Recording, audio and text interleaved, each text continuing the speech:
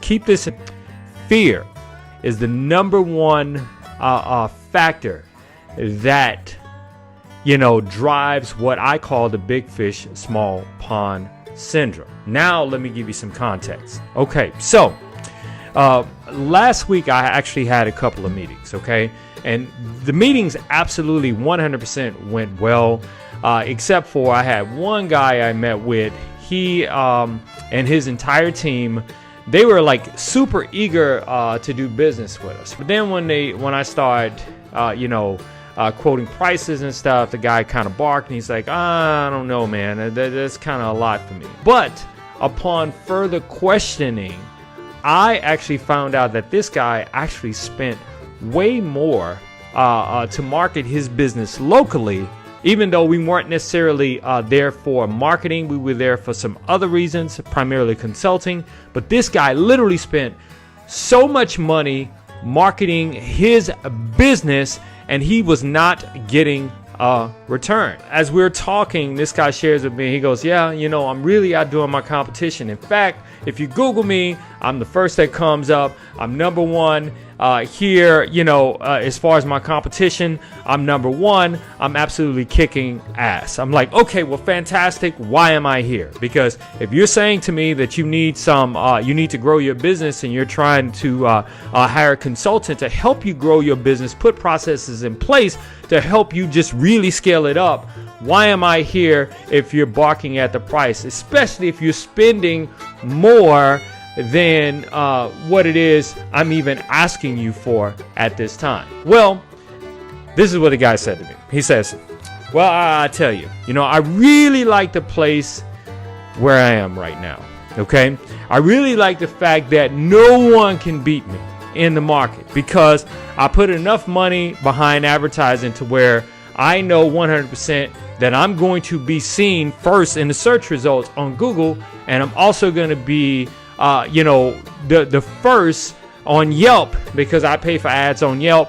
I'm also going to get a lot of business locally because I'm doing this thing called geofencing. First of all, he mentioned Yelp, Google AdWords, which is PPC, and he mentioned geofencing. So I knew this guy was smart. And so upon further conversation, I realized one thing, that this guy was literally afraid of growth. He actually was seeking out consulting to put processes in place so that he could grow, but he had grown so comfortable in his current place that he was afraid to rock the boat, so to speak. He was afraid of that. So I am saying to you, and I've kind of coined this phrase, big fish in the small pond syndrome. Of course, big fish in the small pond is nothing new, but syndrome,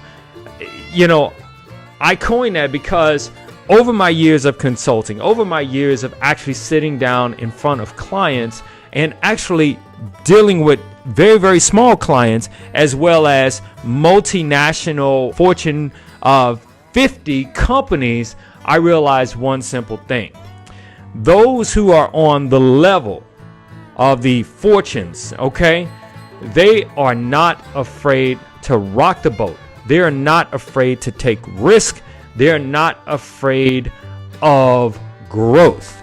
In fact, they put processes in place at the very beginning to make sure that whatever it is that they're doing, they're looking to scale it up, okay?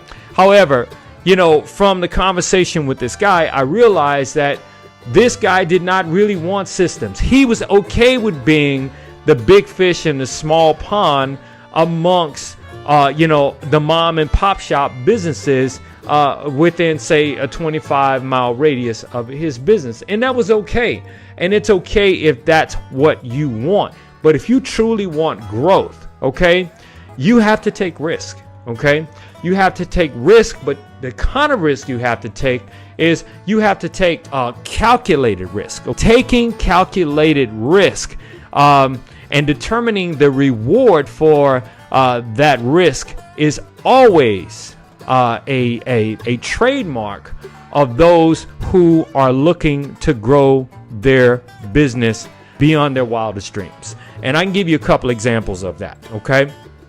first and foremost, many of you probably don't know this, and if you do, good for you. Early in Amazon's history, they were literally losing hundreds and hundreds of millions of dollars just trying different businesses that did not work. Tesla, for example, they were losing so much money that if you watch CNBC, Jim Cramer, his show, you know, the guy that's always screaming about buy, stocks you should buy, he absolutely 100% trashed Tesla, right? Saying that it's a stock you should not buy. He trashed it.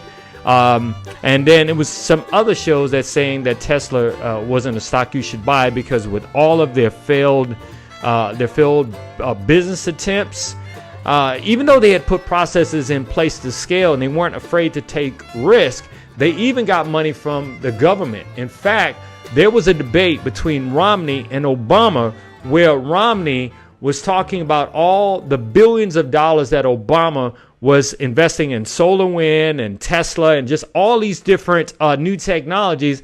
We're going to have a president, however, that doesn't think that somehow the government investing in car companies like Tesla and Fisker, making electric battery cars. This is not research, Mr. President. These are the government investing in companies that he deemed a complete waste of money. So what is the point here that I'm trying to share with you? Okay, the point is, if you have fear, okay, step into it. All right. If you have an existing business and you're looking to grow your business, don't be afraid to step in an uncomfortable place, to step into that fear if you expect to grow. Because it's great being a big fish in a small pond, but at the end of the day, there's always a bigger fish coming up, chomping at the bits, chomping at your heels, trying to take your business. So since you're always going to have competition, why not compete on a very, very large scale?